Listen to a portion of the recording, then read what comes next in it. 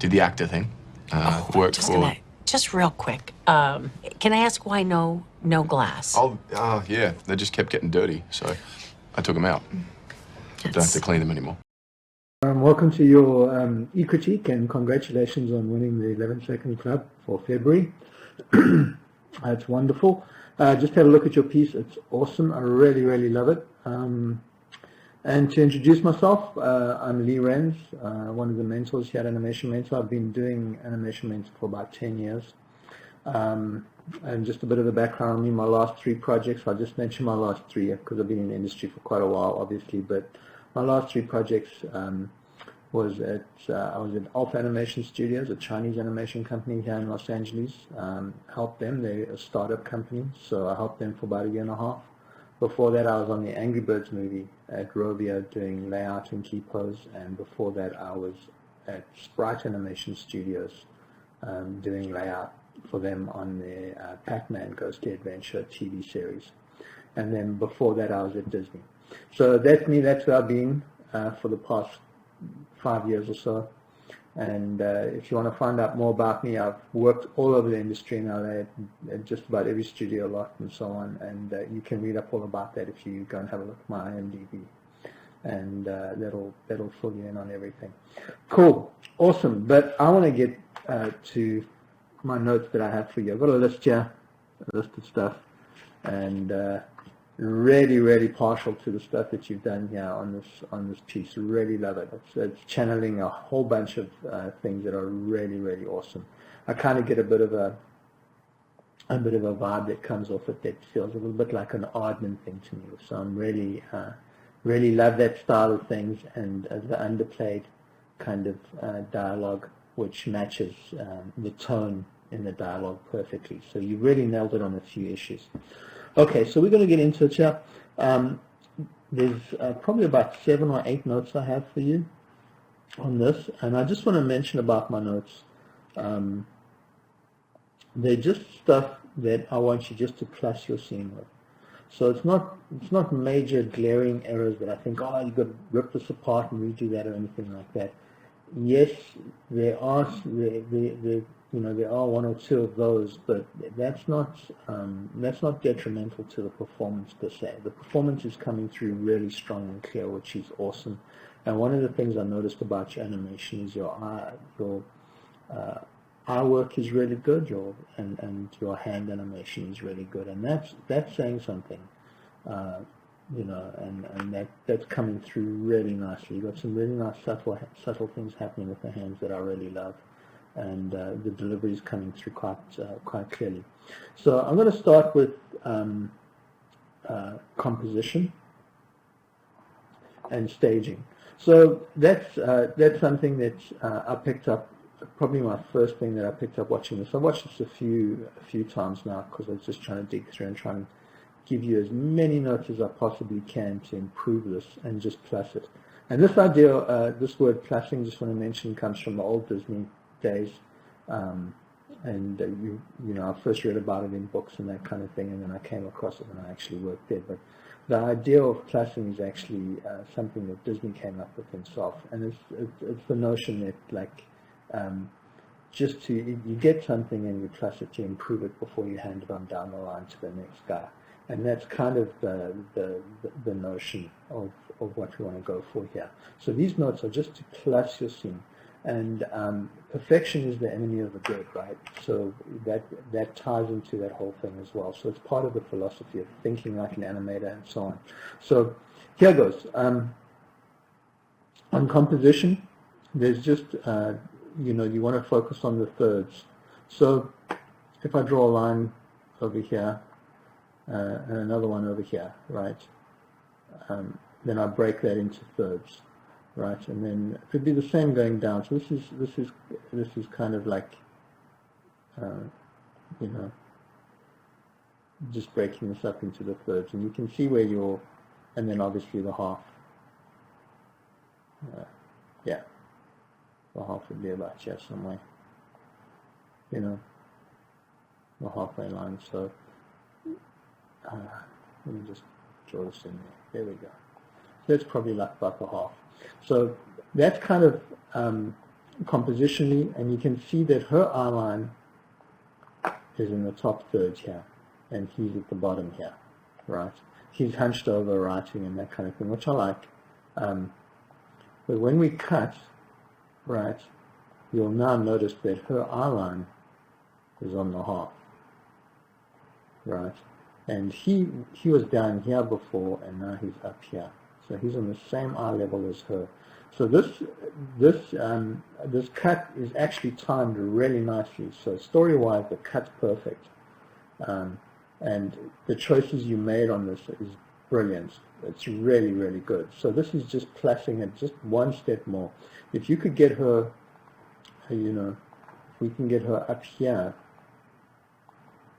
you know, so her face is over here somewhere, you know, and her eyes are over here.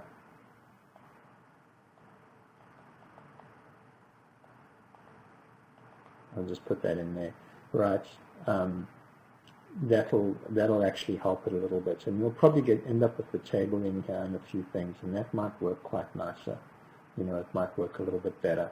So that's my big note for you on staging, just to get that working a little bit nicer. And he's got some headroom up as well. If we cut from this one to that one, he's kind of okay, I think. But over here, when we come back, his head's actually up quite a bit compared to where it was over here.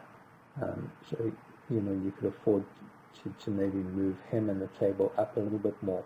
He's got a lot of, you know, it'd also be nice to get a little bit of space around the arm at the bottom here, you know.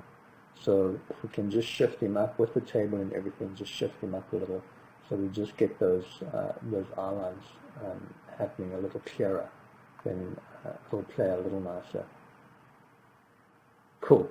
Okay, so that's my 1 point. You scratch that off here. Eye line is another thing that we're going to get into in a little bit, but that's going to be part of the performance because there's a note on that. And then let's see. Yeah, I wanted to discuss his bent back a little bit. So we got him hunched over here, and we're starting to get this shadow in here.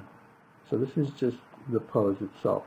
So there's this line that happens in his chest because his chest is bent over, right? And it feels a little uncomfortable, is the word, and the pinch in the arm as well, which is causing it. So it's not exactly a comfortable pose. And you'll also notice, like if we get into the back of his shirt here, back of his body, this goes absolutely straight down. So if you have someone leaning on a table, you'll notice that there's immediately a line where they're leaning over, and this feels like it's perfectly upright. So what you want to do is you want to distribute that bend that he's leaning over. You want to distribute that from his hips. So you can probably shift his hips back a little bit and tip him from his hip controller forward, and then take some of that bend out of the upper chest to soften that a bit, so we don't get that hard crease line on the top of his chest. So that's probably a technical note that I think would just really plus the pose. It just make the pose feel a little bit more comfortable. And it's just something that I think would really help the sense of appeal. I mean, it's great that he's playing at this level, and it's great that he's hunched over this piece of paper and everything. But I think that just sharpening up that pose a little can really, just take us to the next level. So that's on the pose. Cool. We're on our way here. Cool. So, and then that also brings into question the shoulder. I know, and we're going to get into this in a little bit. This where the shoulder pushes in to his ear is fine. I don't mind that at all, but I don't like this humped back at the back here. It just feels, if this was coming more back here, Okay, he was bent over, and that was his body shape. You know, so this was his back, and that was his shoulder. It would feel a bit more comfortable and natural. So this kind of thing, you know, I can I could challenge you and say, okay, go to a mirror and try and get this part of your back sticking up over your shoulder, and you'll struggle to do that. It'll be really, really tough to do unless you've got a back injury of some description. And so that's kind of my note on that. Is just it's part of the thing that goes together with the whole pose on the back. So if we can sort that out, that would be awesome. I think that would really just take this, strengthen this up a lot more. Okay, cool. So that's that. Your facial animation is fantastic. I love it.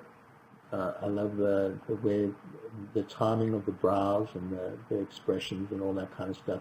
Lip sync, I've got one or two little notes I can give you on that. So we're going to discuss that next, and then we'll get to the big notes. So lip sync, when he's first in here, if I just Do the actor thing. let me see. Worked for. Oh, I've got my headphones on. Sorry. Just real quick, can I ask why no? There we go. So let's just hit play here. And Do the actor thing. Worked for. okay. So where it says I did the actor thing, what's happening on this is that when the mouth closes, it disappears. It completely disappears because of the render.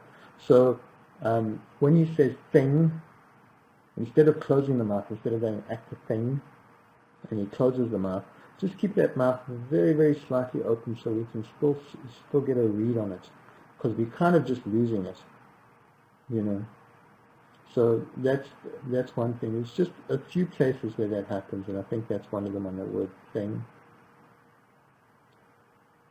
And then he looks up, and it's nice that he opens his mouth here. The amount that you've got the mouth opening in the dialogue, the timing on the dialogue felt fine for me, but we've got a lot of symmetry happening in the mouth, so it's perfectly symmetrical. So you need to find a place somewhere where he opens one side of the mouth first, you know, just to break up that symmetry slightly.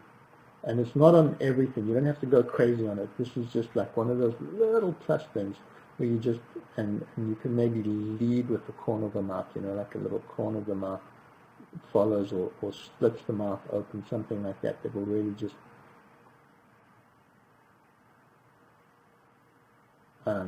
help it out some on his dialogue. And it's really just the first half of his dialogue. The second half of his dialogue I was kind of fine with, I think. I know, no glass. Yeah, they just kept getting dirty, so I took them out. Yeah, and you nailed it in terms of an Australian accent, which is the audio, and the lip sync for that. I think you nailed it quite solidly. So that's pretty cool. And my first take on this, I didn't really like the glass push between him closing his eyes and her closing her eyes as well. Because she closes her eyes here for a long time, and then later on he closes his eyes for a while when he pushes his glasses up to the bridge of his nose. So that kind of thing, but that's the big note. So we're going to get to that in a little bit, and that's going to really, really sharpen this up. So that's my lip sync notes for you on that. Just watch out that mouth doesn't disappear, and try and get some asymmetry. So this is stuff where you're going to need a mirror. So, you know, don't just go in there and make the mouth asymmetrical. Grab a mirror, have a look at it, and, you know, try and talk out of the corner of your mouth, you know, and then come back and really study it out just to get that. It's going to be a subtle thing that you want to put in there. You don't want to, like, completely mess up what you already have. This is just that idea of plussing. So that's that. Oh, yeah, on the pose, I had a note for you on the arms. The arms are completely straight. There's some bendy bow controls on this rig, I think. So you can get just a slight bend in the arm, you know. So we feel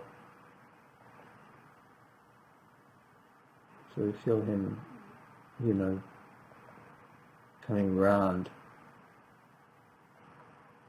And what this does is, if you have a look at this curvature here, right, we're going to get rid of that back. This will flow into that arm a little stronger, right? And you know, this arm could come in here as well. So, you know, you could get a little bit more flow, a little bit more kind of flow out of the pose. So one limb flowing into another and that kind of thing, it might it'll really help it a little bit as well. You can maybe do a little on the forearm as well. You know, it's a very subtle thing that you want to get in there, but it'll make a big difference. You know. So that's something to have a look out for as well. Cool. So shoulder, and now we're going to get to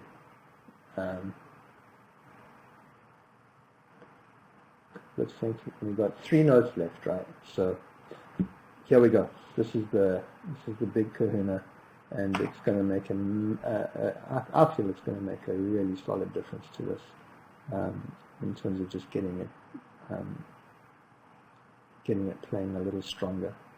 So where he looks away here, let's just hit play so we get the audio. Just real quick. Worked for.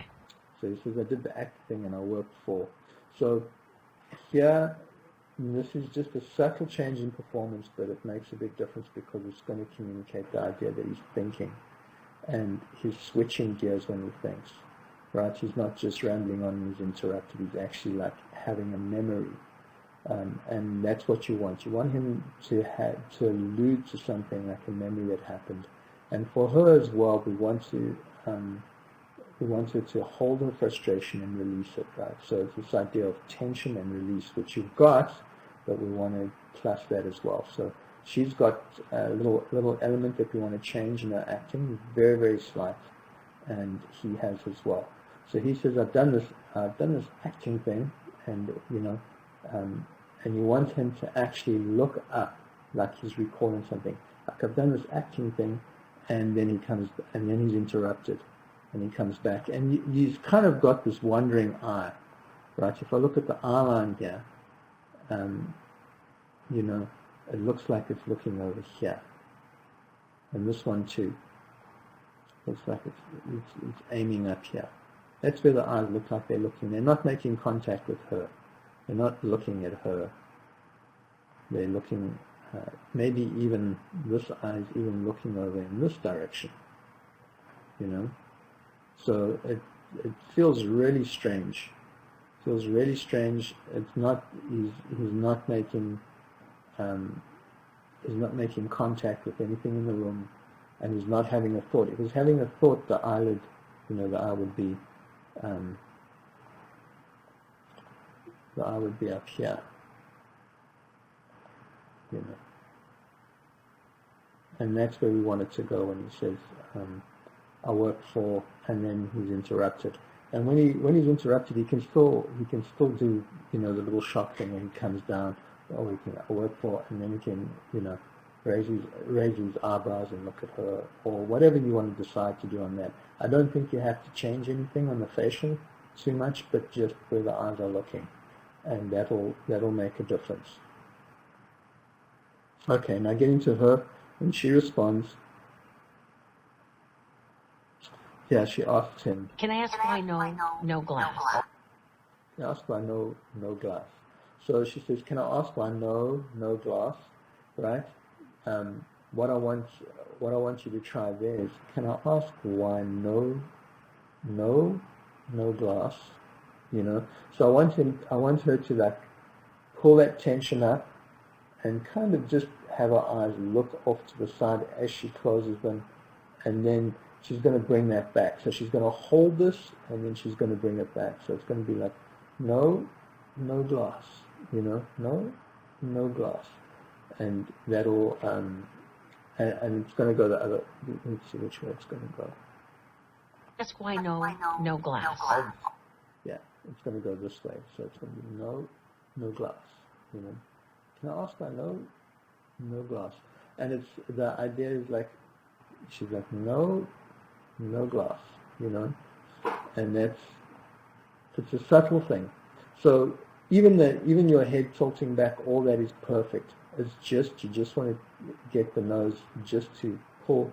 It's almost like if you follow the nose, it's just going to scoop up and hold that tension. The eyes are just going to look off, close, and then she's going to, and now you've got somewhere to go from, right? Because you've pulled that arc to the left slightly. Now you can push it forward and release that question. And the idea is that she's going to pull it up. You know, she might get a little tension in her shoulder or something and lift that up as well. And then she's going to come forward, no glass. And that's going to, it'll have more of a question mark, no glass, you know. And it's not that you want a big move. It's just very slight. This is a very, very slight change. It's not something,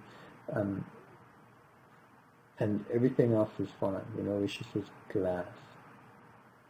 Where she, you know, this is perfect where she comes down and says glass. But now if she's just turned slightly, glass. You know, and that will play really strong. And this with him at the end has perfect. I think it's great. Just get those. You actually do have some bend in his arm all of a sudden here, but he actually wants a little bit more, maybe a different color. It's more of a grey. It's a little bit of a grey. You actually do want to get a little bit more.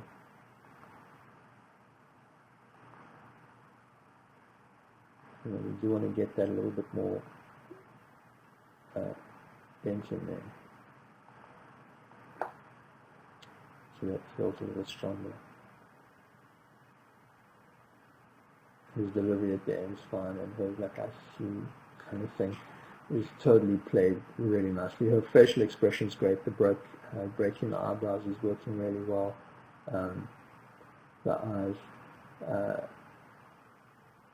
eyes are good. You could get maybe a little bit more white around the one eye. Yeah, maybe just a little smidging here. You know, so that it matches this eye.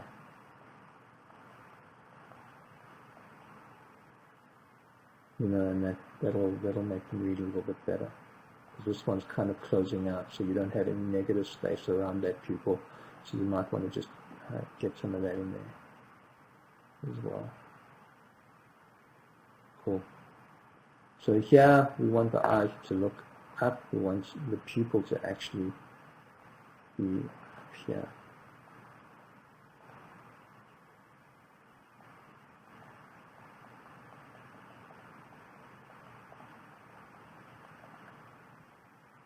While he's thinking, right? And then he comes back.